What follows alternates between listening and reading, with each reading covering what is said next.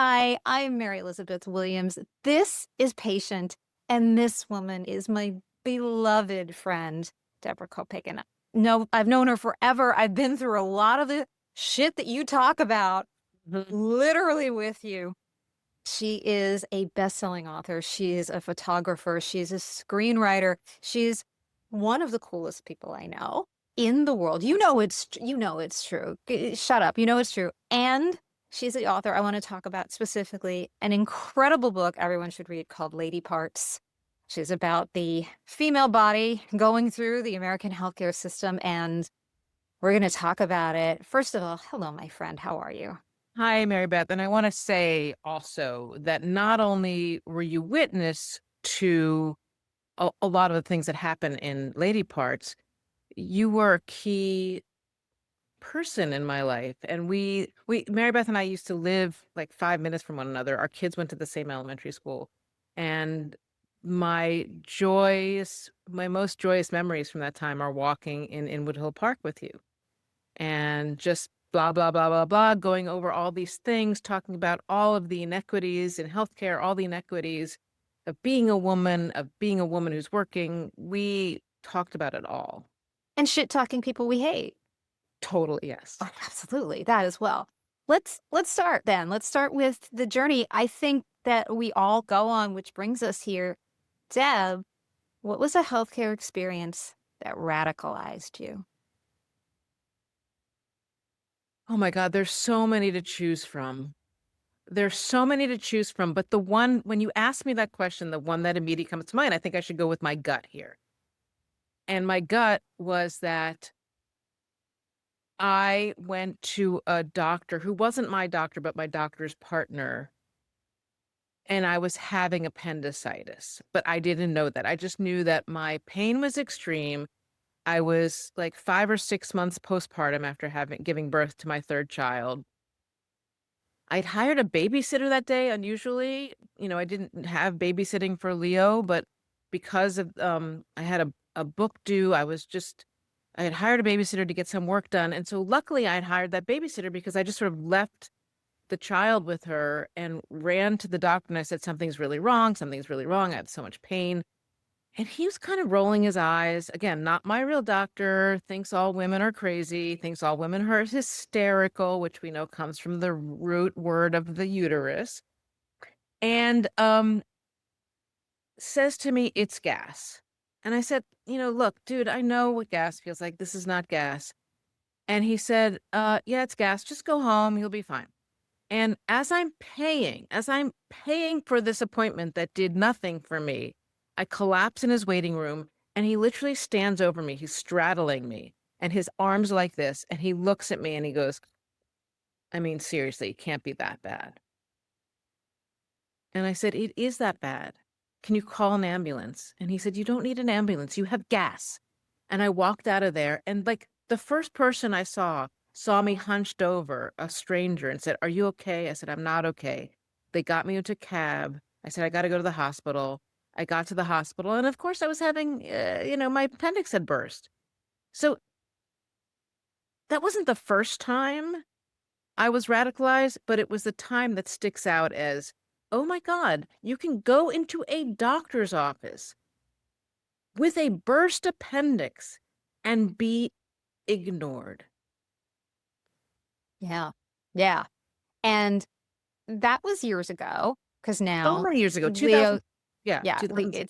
it's almost 20 years ago. Has anything changed? Um, no, I don't think anything's changed except for me. And that is when I go to a doctor now and I hear them belittling my knowledge and I hear them belittling my understanding of my own body, I leave. I'll give you a perfect example of that. I was having recurring UTIs. Um, what I really needed was vaginal estrogen, which I got, and I don't have recurring UTIs anymore. I also take a probiotic. We have a whole system in place for this. But back when we are trying to figure out what's going on, and my OBGYN was at a loss, and she just like, "I just don't know. Go see a urologist." So I went to a urologist, a male urologist, and he literally said to me, "You need to be taking a bleach bath every night." And I said, what do you mean, a bleach bath for my, like, vagina? Like, that can't be good for the labia for, and he said, "No, that's the only way to do this." That it it's when I told other female OBGYNs that this was his advice and my own OBGYN, they were just like, "What are you talking about? That's the worst advice ever. You don't put bleach in your vagina." Like, no, you don't do that. And it paid no attention to the fact that I was menopausal, that I needed vaginal estrogen, that the vaginal estrogen wasn't working for whatever reason. And it took, finally, I went back to my gynecologist with my partner and we talked about when these things would happen. When would I get the UTIs? And we figured out a protocol and we realized, each of us needs to shower before sex. Each of us, I need to go pee after sex. We came up with these steps that would allow me to actually have a sex life and not have all these UTIs. And actually, I want to say that taking a daily probiotic was the thing that finally changed everything. It was vaginal estrogen and a probiotic have been miraculous, and the showering and all that stuff. As opposed to something that sounds like a medieval test to see if you're a witch. Yeah. Hmm. You know what I mean? Like, that's absolutely medieval, what you're talking about here. So you have, for the last several years, you wrote this book. You have been so outspoken. It's one thing to go through these experiences and feel radicalized as a patient. It's another thing this has really transformed your career, Yeah. Deb. This has transformed who you are as a writer, as a public person. You are now someone people come to ask questions about navigating the healthcare system. And it's not easy to be public about it's not easy to sit here with me now talking about our vaginas. I don't care anymore. I I used don't to, know. it was hard. But no, I think we actually should be talking about vaginas more and saying the word more and saying vulva and saying all the parts because, men certainly don't care about saying penis. They, say it all the time. So we need to, that is the first thing is we need to demystify, take the shame away from talking about our lady parts, which is why I called the book Lady Parts. But we also need to be talking with each other because the truth of the matter is the research hasn't been done, right? So anytime we're like, well, why is this happening? Well, we don't know. And in fact, there are people that are studying things that should have been studied before. So, for example, Dr. Lisa Mosconi is studying the way that estrogen may play a role in Alzheimer's. You have doctors looking into, vaginal estrogen. You have doctors doing the research or researchers doing the research that should have been done. But as we both know, I mean, right now under Trump, let's not even talk about that. But even before Trump, the amount of money given to research about female bodies versus the amount of money given to research for men's bodies was a tiny fraction. And the default body until, very recently, I can't remember the number right now, but 2000 something was the male body. Very recently, and women were not allowed to participate in clinical trials until the 90s. Right. So a majority of the medication that is out there on our shelves right now was designed for male bodies. Yep. Yeah. What's changed for you now? And what is changing now? As you said, we don't want to talk about under Trump, but it is the research that you're talking about is in jeopardy. When you're looking out there at the world and you see what the fight is, what are you most concerned about, Deb? What are you most active in trying to move the needle a little bit? I mean, for me right now, it's really about the really effed up health insurance system that we have in this country. I wear hearing aids. I don't know if you can see them. See right there. And the hearing aid and hearing battle was such an intense battle. So I got COVID in 2022. I got it a couple times, but You got it. You were the I first got it in person 2020. I got it you were March the 8th, first person I 2020. knew who got I COVID. I didn't lose my hearing in March of 2020. I did lose my hearing in, I think it was July of 2022 when I got COVID that time. And what my ENT discovered is that COVID had shut down my eustachian tube. So they were essentially the station tube's tiny, but it was essentially glued shut with inflammation. And he said, "We have an easy fix for this. We can do a balloon eustachian tube dilation surgery, no problem." And I go to the hospital, I get in my gown, he's scrubbed in for this operation, and we're just sort of waiting for United Health to approve of it. And he'd sent in the request like 2 weeks earlier. We're just like, well, it's gonna happen, right? So we're in the hospital. The hospital has booked the surgery. I'm in my gown. I have a line in my arm for the anesthesia. Literally 3 minutes before the surgery was scheduled to begin. And United knew what they were doing, right? They were just kept delaying and delaying and delaying. 3 minutes before the surgery was set to begin, they say it is medically unnecessary. And I had to cancel the surgery. And which meant I was deaf, like literally deaf for another year. I mean, I can hear with hearing aids now, but even hearing aids with the closed eustachian tube was kind of muffled, and I was unable to hear. And I just how can this happen? How can this happen that a surgery that we know works? And by the way, I finally got Fidelis Healthcare, and Fidelis agreed to pay for the surgery, and of course it works. Opens the eustachian tube, and you can hear. What you should imagine is like when you're in a plane and you can't pop your ears. I lived that way for a year and a half. I lived that way with that terrible pain and inability to hear for a year and a half. And kind of the worst part about all this for me is under Trump and under the system that we have right now is this lack of First Amendment rights that's associated with speaking out about the horror of our healthcare system. So I spoke out and I wrote an op-ed for the Daily Beast. And the woman who was my employer providing my health insurance um, emailed me to say that my health insurance was going to be canceled as of a week earlier. And I just thought, and she said, you shouldn't be speaking out against United and you shouldn't be posting these things on Instagram. And I mean, I just posted the link to my story that I'd written in my Substack, Ladyparts, on Instagram. And I'm like, I'm allowed to talk about this has nothing to do with your company.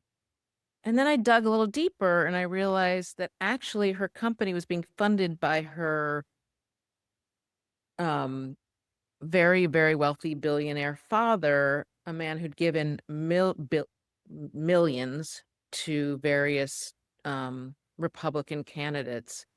And I thought, does he have his hand in anything United related? And of course he did. It was hardly any digging that I had to do to find out that there'd been a recent $13 billion deal that he and his company were involved in.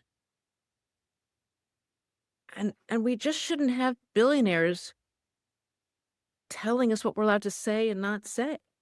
Right, and telling our doctors what they can do and not do, Well, right? obviously that. Yes. Yeah. I mean, It's all of that. It's all of that, and the way that the system is run like that sounds crazy. well, to anyone in Europe, I mean, I lived in France for 4 years, and when I got sick, I went to the doctor. Did I pay anything? No. When I needed my pill, my birth control pill, I went to the pharmacy. I got a birth control pill. I think it was like 5 francs at the time. Nothing. Like the equivalent of $1 back then versus $38 per pill pack with insurance back in, the late 80s, early 90s, right?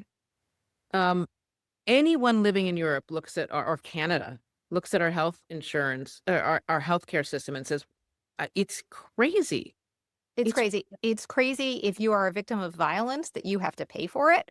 It's crazy that you can be going I have more than once been taken away in an ambulance and had to sign paperwork not knowing how much I was going to have to I pay. know. Yeah, They no, don't that's tell crazy. you ahead of time how much. So if I wanna go to the hospital, I have to sign away. I have to just do it with the understanding that I don't know. It's a mystery box of Yeah. what I'm gonna pay for it. Let me ask you one last thing, because I think this is the one of the big mysteries to me, Deb. Why do we put up with this? Why do we accept this? Why do we, as voters, refuse and reject systems that would be different. Um, I hope I am not just sitting back and take. I mean, my entire career right now is pushing back against all this, bringing it up, bringing it to light, writing about it, screaming about it. Um, you know, just here's one other instance when I went to emergency room with vaginal cup dehiscence, right? Which meant that I had had a cervix removed, the vaginal canal had come undone, which meant all the viscera were coming out. My organs, everything was coming out.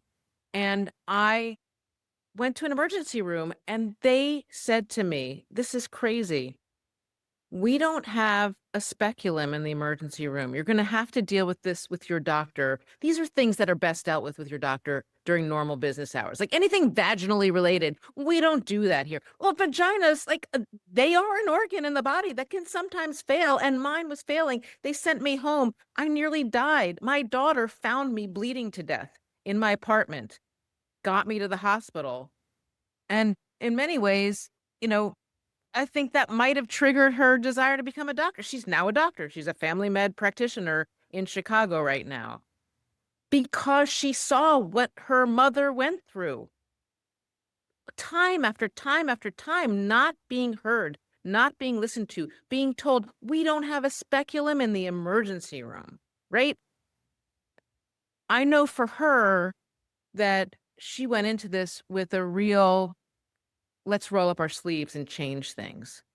And when I dropped her off at med school, I said, "Make sure they teach you about menopause." Because everything I've learned and everything I've read said that it's usually a 10-minute discussion that takes place within the gynecology lectures. And she told me actually, she was at University of Buffalo and, one of the SUNY schools. And she said that they had a really good couple of days learning about menopause. So that's hope for me. I hope that's hope for all of us. But, let's just say one more thing. We both are mothers of daughters. I would not have sent my daughter to a school in the South where she could not get an abortion if she needed one. My daughter just got married. She will be having babies soon, God willing, right? She will be having babies soon. Let's say she has an ectopic pregnancy.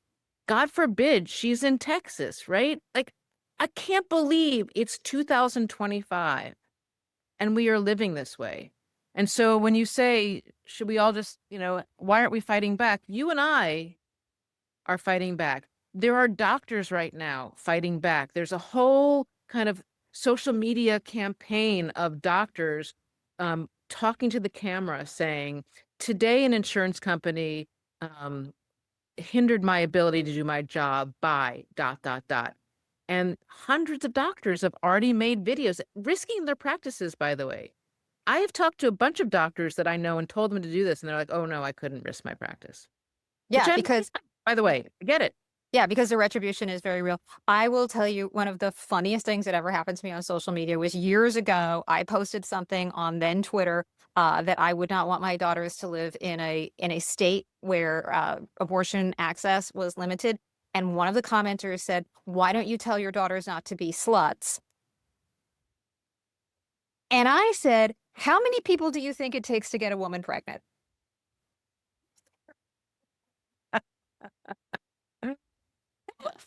Oh, Twitter. Like, do you think that there's some sort of a critical mass of partners Wow. and then a woman gets pregnant? Wow. Yeah, I mean, you're not gonna get great medical feedback on Wow. social media.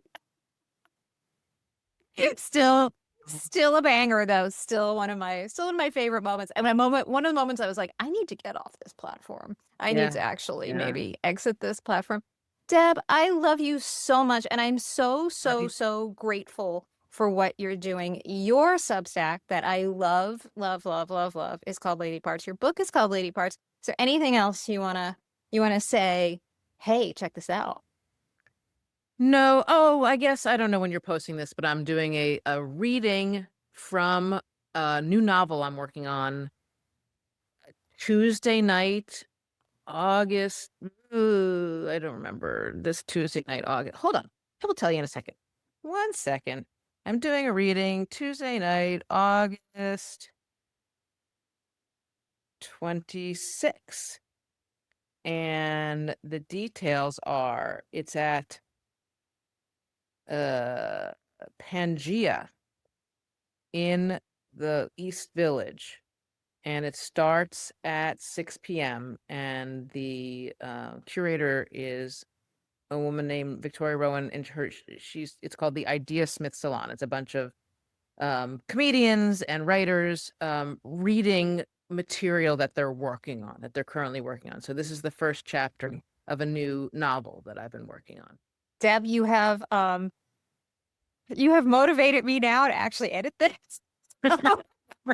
Because I've just like made all these unfortunate moments where you have to actually edit out, oh, let But me look at my phone. no, but now I have to like actually post it in a timely manner. So it could now you've given me a deadline, and you know what? Deadlines are good. So Okay, well, it doesn't matter. If you don't get it out before then, it's all totally. right. I appreciate it. I love you. I'm grateful to you. And having seen a lot of the horrors that you have described up close, I know what the stakes are for all of us. And I'm grateful that you're using your platform to advocate for all of us. Back at you, lady. Keep fighting the good fight. I love you, my friend. Thank you. Bye.